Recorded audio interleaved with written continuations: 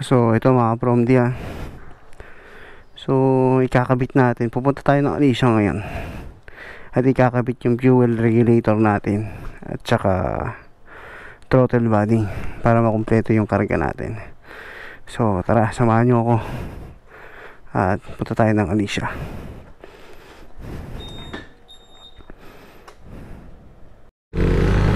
Okay ka mga prom, dito na, OTW na tayo.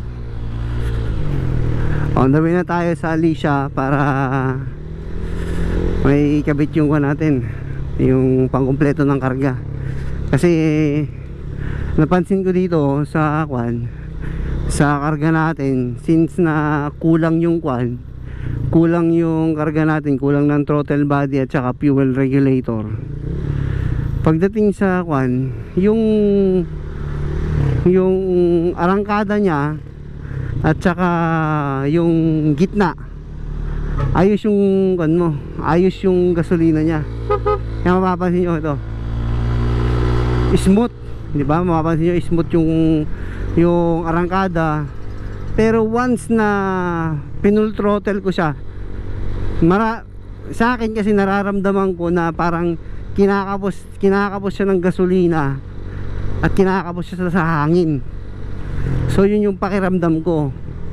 Kaya ngayon matetesting natin pagkatapos na ikabit yung throttle body na 30mm na throttle body at saka yung ang tawag dito, yung fuel regulator. Doon natin makikita ngayon kung okay yung hila niya. So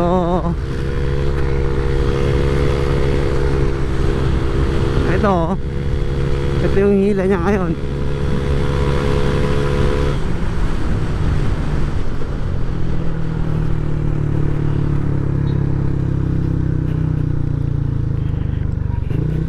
Hopefully mamaya mas maganda hila niya kasi hindi siya mabibitin sa gasolina.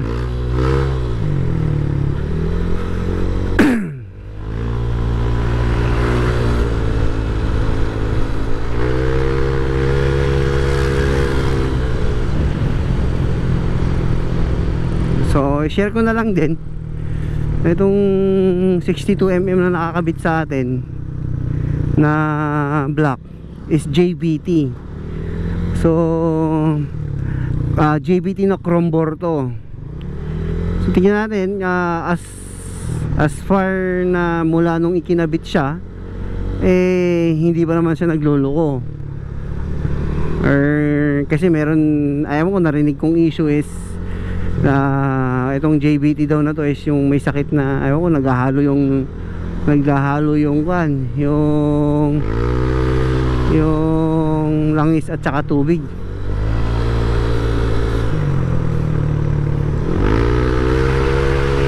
Traffic na mga to, papatraffic lang pala yung visit na yan. So ngayon makikita natin kung okay ba yung takbo natin ng naka fuel regulator at saka naka throttle body na mas malaki.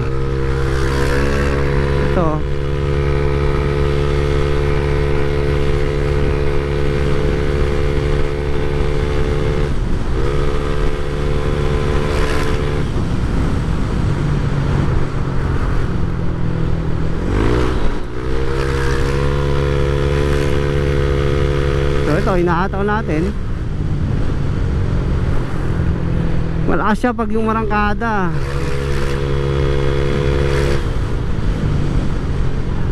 So itong bola pala nito is magaan. Kasi as of now, ang ginagawa ko kasi nagpa-practice ako ng wheelie.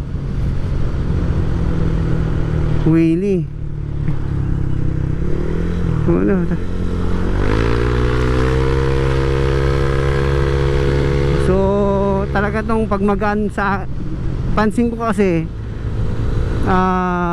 pag magaan yung bola ko, malakas siyang marangkada. For city driving siguro advisable yung magaan ng bola. Pero pagdating sa rektahan, Hindi ako makarekta talaga sa magaan na bola. Nasubukan ko na rin yung 12, 13, 13, 14. Wala, hindi ako makadulo. So bakit na, hindi nyo na matatanong bakit dulo. Dito sa lugar namin mas maraming diretso.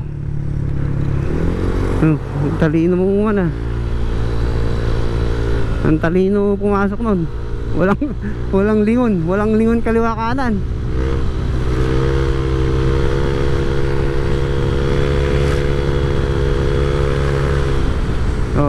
Ayan.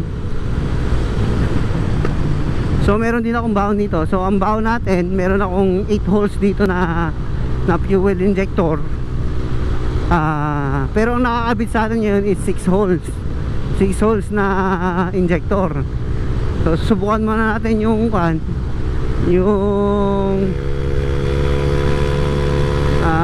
siguro baka ipakabit na rin natin yung 8 holes na injector.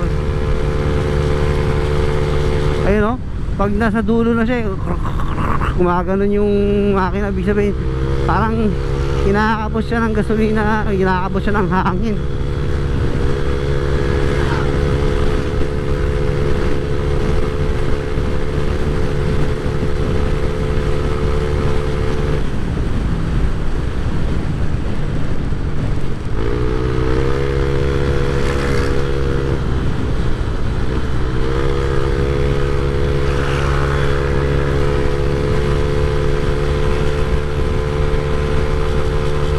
Ayun o, hindi siya solid na quad na talagang pag binigyan ko siya ng todo, o piniga ko to ng todo yung silinyador, wala talaga, sumusugak. Mararamdaman mo kasi, lalo na ako nagmamaneho, ramdam ko talaga yung kanya, yung kulang yung supply.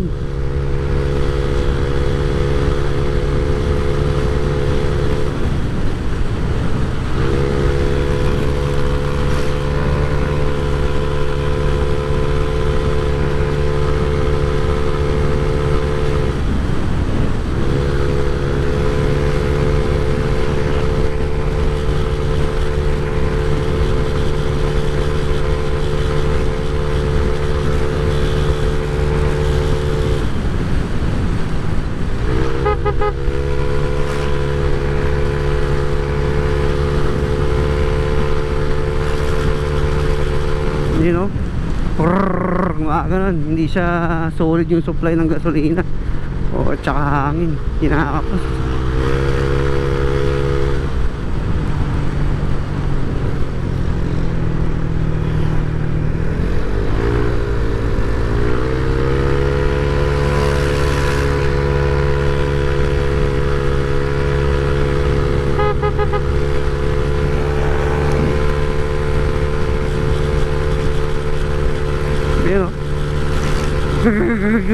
Ganun. Narinig nyo ba? Ako rinig ko, ramdam na ramdam ko. Kinakapos talaga siya. So hopefully pag nailagay yung fuel regulator natin, hindi na siya kapasin.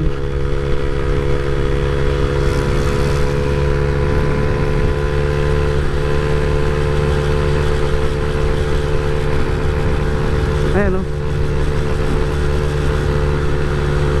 Yan ang smooth niya. Yan. Yan, hindi ako naka full throttle. Hindi tayo naka full throttle. Yan, yung gusto niya ganyan. Smooth lang yung pero once na binigyan mo siya ng full throttle, nakakapos siya. Ito ako, unti-untiin ko. Ay ano,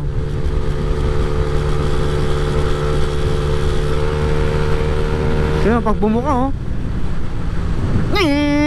nakarinig nyo ba yun? Narinig nyo? Yung gumanon, puta. Parang nagkagasolina, ganon.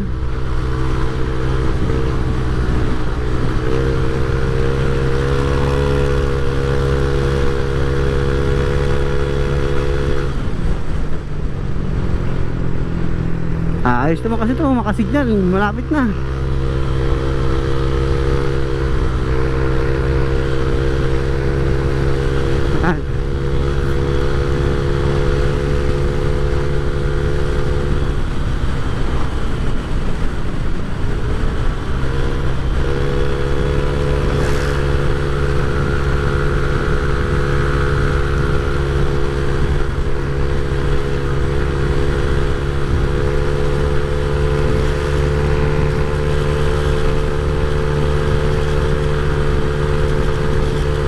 gusto niya. Hindi full throttle tong hawak, itong diin ko ngayon. Kasi pag pina-full throttle ko talaga nabibitin siya. Yung napansin ko dito.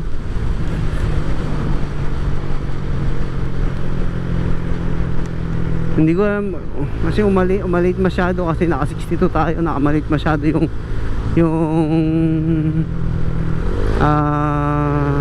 throttle body niya para doon sa 62. So tingnan natin.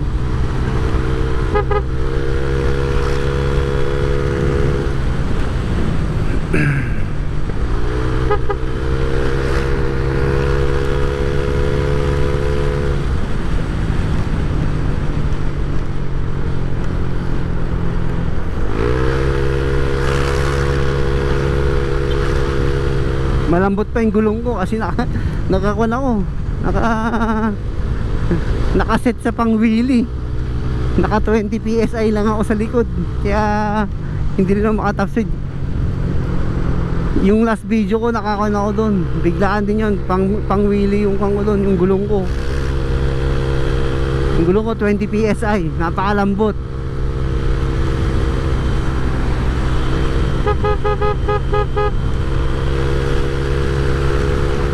So ito, malapit na tayo sa Alicia.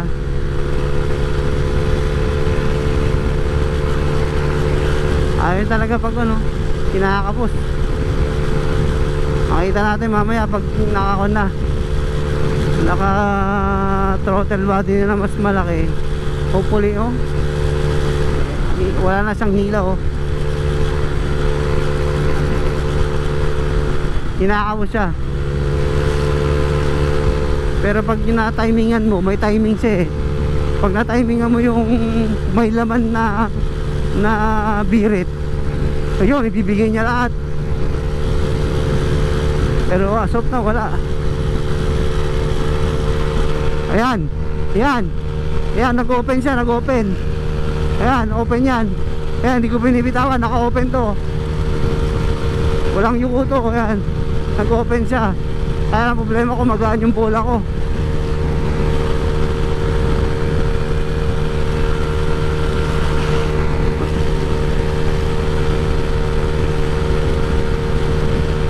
Hopefully pag mas malaki yung throttle body na yun, makakahataw ng mas maganda to.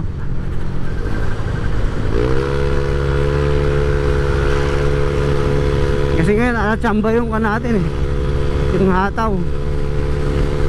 So itong hataw natin na to, hindi ako nakayuko ah. Kasi normal driving.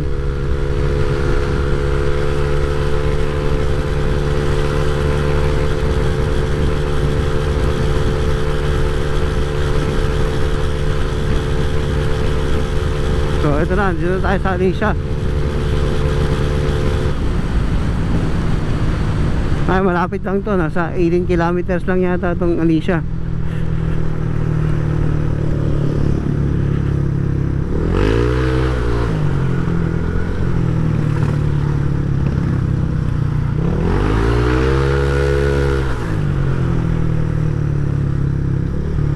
Okay, dito na tayo sa Alicia. So antayin natin si Juan. Hindi ko matandaan saan yung... So ito na, ma-approve ah. Ikakabit na natin yung Juan, yung throttle body tsaka fuel regulator. So update tayo mamaya. Kaya tinatanong kita kung nag-overheat ka eh. Ay hindi. Yung kanya ay. So yan na, kinakabit na yung, naikabit na yung throttle body. Pati yung Juan, ano yun? Isa? Regulator. Ayun, regulator, ayun yung regulator natin. Ayan si Manong, pogi. Wala pang girlfriend yan, baka gusto nyo mag-apply. Yung kunay. Yung isa. Ano isa? So mamaya testingin natin to. Huh?